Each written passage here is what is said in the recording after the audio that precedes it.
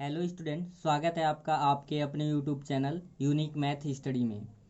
तो आज के इस वीडियो में हम एक्सरसाइज 1.4 का इंट्रोडक्शन पढ़ेंगे। जैसा कि हर एक एक्सरसाइज में पढ़ाने से पहले उस एक्सरसाइज का बेसिक बताता हूँ, उसमें जो फार्मूला यूज होता है। तो उसी क्रम में हम सबसे पहले इस एक्सरसाइज में यानी 1.4 में जो फार्मूले यूज होंगे उसको देखेंगे। इस एक्सरसाइज का जो मेन टॉपिक है जो इस एक्सरसाइज में पढ़ने हैं वो है वेन आरेख, और फिर है समुच्चयों पर संक्रियाएं, यानी समुच्चयों में क्या क्या संक्रियाएं होती हैं वो पढ़ेंगे। यदि आप मेरे यूट्यूब चैनल पे पहली बार विजिट कर रहे हैं तो चैनल को सब्सक्राइब करके बेल वाले आइकन को ऑन कर लें ताकि नए वीडियो का नोटिफिकेशन आपको मिलता रहे। तो चलिए आज का वीडियो शुरू करते हैं।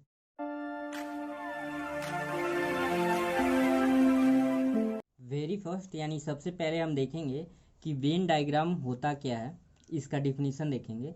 परिभाषा बहुत ज़रूरी होता है, ज़्यादा इसका इम्पोर्टेंस नहीं होता है लेकिन फिर भी परिभाषा बहुत ज़रूरी होता है। वेन आरेख क्या होता है? समुच्चयों के बीच अधिकांश संबंधों को आरेखों द्वारा निरूपित किया जा सकता है जिन्हें वेन आरेख कहते हैं। आप ऐसे भी बोल सकते हैं कि किसी समुच्चय को आरेखों के रूप में प्रदर्शित करना ही वेन आरेख कहलाता है। या तो आप ये परिभाषा लर्न कर लेंगे या तो ये परिभाषा किसी समुच्चय को आरेखों के रूप में प्रदर्शित करना ही वेन आरेख कहलाता है। तो इससे संबंधित और इम्पोर्टेंट चीज़ें हैं उसको समझ लेते हैं। पहला है वेन आरेख को समष्टि समुच्चय मानते हैं। वेन आरेख को हम क्या मानते हैं? यूनिवर्सल सेट मानते हैं। हमेशा याद रखिएगा कि जो वेन आरेख हम खींचते हैं उसको यूनिवर्सल सेट मानते हुए क्या मानते हैं? समष्टि समुच्चय और आयत से प्रदर्शित करते हैं। यानी एक जो वेन आरेख होता है वो किसके अंदर होता है? आयत के अंदर उसे प्रदर्शित किया जाता है। सेकंड है समष्टि समुच्चय के उप समुच्चयों को आयत के अंदर वृत्त द्वारा प्रदर्शित किया जाता है। इन दोनों का मतलब क्या है फिगर द्वारा देखते हैं। देखिए यहाँ पे एक समुच्चय दिखाया गया है जिसको एक आयत के अंदर, तो जनरली इसे ही क्या बोलते हैं हम? वेन डायग्राम बोलते हैं। क्या बोलते हैं? वेन डायग्राम यानी वेन आरेख। ये जो आयत के अंदर देख रहे हैं इसे क्या मानते हैं? यूनिवर्सल सेट यानी समष्टि समुच्चय। आप यू को चाहे तो बाहर भी लिख सकते हैं और चाहे तो इस आयत के अंदर भी लिख सकते हैं। यहाँ पे एक कोई सेट लिया गया है, यू क्या है? यूनिवर्सल सेट है, यानी ये आपका वेन आरेख है। इसके अंदर इसके जो उप समुच्चय हैं उसको किससे दिखाते हैं? वृत्त द्वारा। या जनरली आप ऐसे आकृति से भी, एक फ्लैट आकृति से भी इसको दिखा सकते हैं। ठीक है, इलिप्स बोलते हैं इसे, या आप सर्कल ही समझें। तो ये आपको समझ आ गया होगा कि वेन डायग्राम को हम किसके अंदर? एक आयत के अंदर डिनोट करते हैं और उसे किससे डिनोट करते हैं? यू से, यानी उसे यूनिवर्सल सेट मानते हैं। अब इसका मतलब क्या है? उपरोक्त आकृति में यू जो है यूनिवर्सल सेट इसका क्या है? जितने इसमें आप एलिमेंट देख रहे हैं वो यूनिवर्सल सेट है। 1 2 3 4 कहाँ तक गया है? 10 से 10 तक की, 1 से लेके 10 तक जो है यूनिवर्सल सेट के अंदर आएगा। फिर एक सार्वत्रिक समुच्चय, ये क्या है? सार्वत्रिक समुच्चय। और ए 2 4 6 8 10 उसका एक उप समुच्चय है। ये जो आप सेट देख रहे हैं, ये जो सर्कल से बनाया गया है, ये इस यूनिवर्सल सेट का उप समुच्चय यानी सबसेट है। ठीक है, अगला जो पॉइंट है वो है ऑपरेशंस ऑन सेट्स यानी समुच्चय पर संक्रियाएं। तो समुच्चय में क्या क्या संक्रियाएं होती है वो देखते हैं। पहला है यूनियन ऑफ सेट, ये बहुत ही इंपॉर्टेंट है। ऑपरेशन ऑन सेट बहुत ही इंपॉर्टेंट है, इससे क्वेश्चन पूछने निश्चित है, आपके एग्जामिनेशन में पूछे जाएंगे, तो अच्छे से इसको नोट बना लेंगे। यूनियन ऑफ सेट्स यानी समुच्चयों का सम्मिलन। समुच्चयों का सम्मिलन, इसमें इसका डिफिनीशन पहले समझते हैं फिर इसका एग्जाम्पल देखेंगे। माना ए व बी दो समुच्चय है। कभी भी कोई ऑपरेशन यूज होगा, एक चीज ध्यान देंगे, दो या दो से अधिक समुच्चयों पे ही यूज होगा। एक समुच्चय पे, एक सेट पे कोई भी ऑपरेशन यानी संक्रियाएं यूज नहीं होती है। तो वही बोल रहा है यहाँ पे, माना ए व बी दो समुच्चय हैं, तब ये यूनियन भी, ध्यान देंगे, ऐसे ऊपर की तरफ साइन बनाया हो तो इसे क्या पढ़ेंगे? A union B. A union B या ए सम्मिलन बी में वे सभी अवयव होते हैं जो या तो ए में या तो बी में या तो ए व बी दोनों में हों। क्या होता है यूनियन का मतलब, या तो ए में होना चाहिए पूरा अवयव या तो बी में होना चाहिए या तो ए व बी में दोनों होना चाहिए।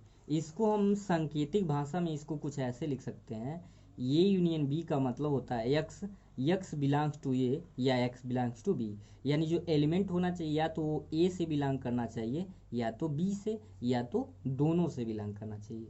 अब इसका हम एग्जाम्पल देखते हैं। यहाँ पे ए आपका सेट दिया हुआ है 2 4 6 8 और बी एक सेट दिया हुआ है 6 8 10 12। बी के एलिमेंट ए हैं और ए के एलिमेंट ए है, तो आपको ए यूनियन बी यानी ए सम्मिलन बी निकालना है। तो डायरेक्ट मैं यहाँ पे ए यूनियन बी निकाल दे रहा हूँ, ए यूनियन बी यानी ए सम्मिलन बी। तो क्या बोला जाता है, यहाँ सबसे पहले देखेंगे जो दोनों में कॉमन है 2 4 6 8 6 8, तो पहले लिख लीजिए 2 4 6 8। उसके बाद जो बचे हुए एलिमेंट होते हैं उसको लिख लेते हैं। तो 2 4 6 8 6 8 तो हो गए, बचा क्या 10 12। तो ये होता है यूनियन निकालने का तरीका। पहले एक चीज़ याद रखेंगे, ये नहीं कि यहाँ पे 6 8 इसमें भी है 6 8 इसमें भी, दो बार समुच्चय में किसी भी एलिमेंट को दो बार नहीं लिखते हैं। तो ये है ए यूनियन बी यानी ए सम्मिलन बी निकालने का तरीका। एक बार और समझते हैं। सबसे पहले दोनों सेट में जो कॉमन होगा लिखेंगे 2 4 6 8 था 6 8 था 6 8 छोड़ यहाँ पे लिख दिया गया है, यानी 2 4 6 8 और बचा क्या था 10 12, यानी ए यूनियन बी। अब आप यहाँ पे देखें जितने भी एलिमेंट हैं या तो ए से बिलोंग कर रहे हैं या तो बी से या तो दोनों से बिलोंग कर रहे हैं। ठीक है, अब इसको हम वेन आरेख यानी वेन डायग्राम पे कैसे शो करते हैं वो देखेंगे। तो ध्यान से यहाँ पे देखिए वेन डायग्राम बनाया गया है, एक आयत के अंदर बनाया गया है। ये आपका क्या है आयत है और ये यूनिवर्सल सेट माना जाता है। आप चाहें तो यू अंदर भी ले सकते हैं। ये आपका सेट ए है और ये आपका सेट क्या है बी है। तो यूनियन का मतलब होता है सारा क्या होता है सम्मिलित होता है। तो पूरे रीजन को क्या करते हैं सैडेड कर देते हैं। ये रीजन क्या है, ये रीजन वो है, यहाँ ध्यान से देखें जो 6 8 दोनों में कॉमन था ये रीजन वो शो कर रहा है। तो इससे ज़्यादा मतलब नहीं है आपको है, जब भी यूनियन की बात आएगा तो कुछ ऐसे बनेगा आपका वेन डायग्राम। अब इसके कुछ प्रॉपर्टीज़ होते हैं, सम्मिलन के कुछ प्रॉपर्टीज होते हैं जो समझ लेते हैं। वो प्रॉपर्टी क्या है, इसका जो प्रॉपर्टी है पहला है ए यूनियन बी जो है वो बी यूनियन ए, यानी यह क्रम विनिमय नियम होता है। चाहे आप ए यूनियन बी निकालें या बी यूनियन ए निकालें, वैल्यू में कोई परिवर्तन नहीं होगा। क्या होता है सम्मिलन जो होता है क्रम विनिमय होता है, इस नियम का पालन करता है। दूसरा, अगर आप ए यूनियन बी और फिर इन दोनों का यूनियन सी के रिस्पेक्ट निकालें या फिर आप A union B union C निकालें, तब भी इसकी वैल्यू में कोई चेंजिंग नहीं होगी। यानी ये साहचर्य नियम को भी क्या करता है पालन करता है। चाहे आप ए यूनियन बी निकालें और फिर इन दोनों का यूनियन सी निकालें या A union B union C निकालें, तब भी वैल्यू में कोई अंतर नहीं आएगा। थर्ड रूल क्या है, A union phi is equal to A. क्यों, फाई का मतलब होता है रिक्त समुच्चय, इसमें कोई एलिमेंट नहीं होगा, कोई क्या नहीं होगा, कोई अवयव नहीं होगा, तो ए यूनियन फाई मतलब यही तो होगा। ये तत्समक नियम बोला जाता है। फाई संक्रिया यूनियन का तत्समक अवयव है। फाई यूनियन का क्या बोला जाता है तत्समक अवयव बोला जाता है। फिर फोर्थ है ए यूनियन ए, क्योंकि ए और ये दोनों तो कॉमन ही होगा इसलिए ए ही आएगा। फिर यू यूनियन ए क्या आएगा यू का मतलब होता है आपका ऐसा समुच्चय जिसमें सारे सेट के एलिमेंट होते हैं, जिसे क्या बोलते हैं ए को बोला जाता है सार्वत्रिक समुच्चय। तो यहाँ पे यू यूनियन ए की वैल्यू क्या आएगा यू, यानी सार्वत्रिक समुच्चय ही आएगा। अगला पॉइंट है इंटरसेक्शन ऑफ सेट्स यानी समुच्चयों का सर्वनिष्ठ या उभयनिष्ठ। तो ध्यान देंगे कि इसको आप डिफिनीशन पहले समझ लेते हैं, फिर इसको सॉल्व करके क्वेश्चन द्वारा देखेंगे कि इंटरसेक्शन ऑफ सेट्स क्या होता है। दो समुच्चयों ए तथा बी के सभी उभयनिष्ठ अवयवों का समुच्चय समुच्चयों ए तथा बी का प्रतिच्छेद अथवा सर्वनिष्ठ कहलाता है। यानी ए तथा बी में ऐसे उभयनिष्ठ अवयव हों जो ए में भी हो और जो बी में भी हो, उसको क्या बोला जाएगा? उसे बोला जाएगा ए तथा बी का प्रतिच्छेद अथवा सर्वनिष्ठ कहलाता है। ठीक है, यहाँ पे ध्यान देंगे, इसे ए अभी यूनियन था तो ऊपर शो करते थे, लेकिन इंटरसेक्शन को कैसे, उल्टा उसी का। इसे पढ़ेंगे ए इंटरसेक्शन बी, यानी ए सर्वनिष्ठ बी से प्रदर्शित किया जाता है। अर्थात इसका मतलब ये हुआ ए इंटरसेक्शन बी मतलब X such that X belongs to A और एक्स बिलोंग्स टू बी, यानी ए से भी बिलोंग करेगा जो एलिमेंट होगा और वही एलिमेंट बी से भी बिलोंग करेगा, तभी तो सर्वनिष्ठ हुआ। इसका एक एग्जाम्पल हम देखते हैं। एग्जाम्पल यहाँ पे दिया हुआ है आपका, यदि ए जो अभी मैंने पीछे एग्जाम्पल बताया सेम वही लिया गया है 2 4 6 8 और बी दिया हुआ है 6 8 10 12। आपको ए इंटरसेक्शन बी निकालना है, तो निकालते हैं। ए इंटरसेक्शन बी क्या बोला गया है? ऐसे एलिमेंट जो ए में भी हो और बी में भी हो। 2 4 6 8 6 8 10 12। तो आप ध्यान से देखें तो 6 8 सेट ए में भी है और 6 8 सेट 2 में भी है, तो इसका जो इंटरसेक्शन हो जाएगा वो क्या होगा? 6 8। इस पे बहुत सारे क्वेश्चन यूनियन और इंटरसेक्शन पे सॉल्व करने हैं, तो ध्यान देंगे जो सर्वनिष्ठ होगा वही होगा। तो ए इंटरसेक्शन ए हो गया बी। इसका वेन डायग्राम कैसे बनेगा वो भी देख लेते हैं। आपका नीचे बनाया हुआ गया, यहाँ पे आपके ये वेन डायग्राम का है।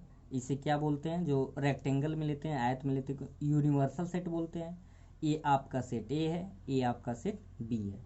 तो इंटरसेक्शन में सिर्फ हम किसको रीजन, जो सैडेड रीजन होगा जो दोनों इंटरसेक्ट करेगा, ये जो आप पार्ट देख रहे हैं ये इंटरसेक्शन वाला पार्ट है। तो जब भी इंटरसेक्शन का वेन डायग्राम बनाना होगा आप कुछ ऐसे बनाएंगे। इसमें कौन सा एरिया आएगा? इसमें जो एलिमेंट आएंगे 6 और 8 आएंगे, ये इसलिए तीर का निशान बना के ए इंटरसेक्शन बी, ये किसको शो कर रहा है? ये सिर्फ जो सैडेड रीजन है ये ए इंटरसेक्शन बी को शो कर रहा है। तो आई होप आपको यूनियन और इंटरसेक्शन अच्छे से समझ आ गया होगा। इस वीडियो और इस एक्सरसाइज का last topic differences of sets, difference of sets यानी समुच्चयों का अंतर। इसका डिफिनीशन है, समुच्चयों ए और बी का अंतर उन अवयवों को समुच्चय है जो ए में है किंतु बी में नहीं है। यानी आपको डिफरेंट जब भी निकालना है तो उसको सिंपली ये समझेंगे कि समुच्चय ए और बी का अंतर उन अवयवों का है, समुच्चय है जो ए में है किंतु बी में नहीं है। जब ए और बी को इसी क्रम में लिखा जाए, यानी ए को पहले लिया जाए और बी को बाद में, तब ये होगा।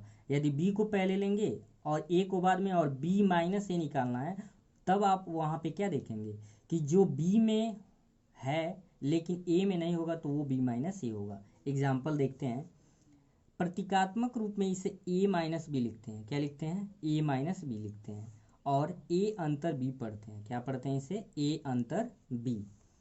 एक एग्जाम्पल देखते हैं। यदि ए की वैल्यू दे दिया है 1 2 3 4 5 6 और बी की वैल्यू दिया हुआ है आपका 2 4 6 8, तो आपको ए माइनस बी और क्या निकालना है? बी माइनस ए। तो यहाँ पे अच्छे से ए के पहले लिखेंगे। ए दिया हुआ है 1 2 3 4 5 एंड 6, फिर आपका यहाँ पे बी लिख लिया जाए। बी जो दिया हुआ है 2 4 6 एंड 8, तो पहले निकालेंगे ए माइनस बी। क्या डेफिनीशन है? डेफिनीशन ये है कि ए और बी का अंतर उन अवयवों को कहा जाता है जो ए में है किंतु बी में नहीं है। ध्यान से देखेंगे 1 2 3 4 5 6, इसमें क्या है? 2 4 6 8, तो 2 मिल गया, 4 मिल गया, 6 मिल गया, बचा क्या? 1 2 5। तो ए माइनस बी की वैल्यू हो जाएगा 1 2 5। एक बार और समझेंगे। 1 2 3 4 5 6 है, 2 4 6 है, तो पहले देखेंगे कॉमन क्या है। तो यहाँ पे 2 मिला, 4 मिला और 6, 2 4 6, तो उसको छोड़ देंगे और ये देखेंगे कि ए का वो कौन सा सेट है जो बी में नहीं है। तो वो सेट है 1 3 और 5।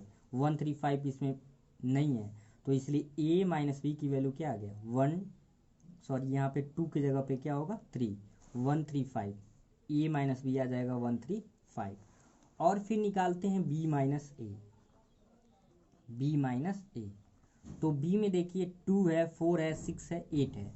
तो इसमें आप देख रहे हैं 2 भी है, 4 भी है, 6 भी है। लेकिन बी माइनस ए निकालना है तो देखेंगे कि हम बी का वह कौन सा एलिमेंट है जो ए में नहीं है। तो बी का एलिमेंट क्या है, 8 सिर्फ ऐसा है, तो क्या आ जाएगा 8। तो ये था आज आपका वेन डायग्राम यानी वेन आरेख और ऑपरेशंस ऑफ सेट यानी समुच्चय पर संक्रियाएं। तो आई होप आज का ये सारे क्वेश्चन, सारे नियम आपको अच्छे से समझ आ गए होंगे। तो इसको अच्छे से नोट्स बना लेंगे ताकि अगले एक्सरसाइज में आपको काम आए। तो फिर मिलते हैं अगले वीडियो में, तब तक के लिए थैंक यू।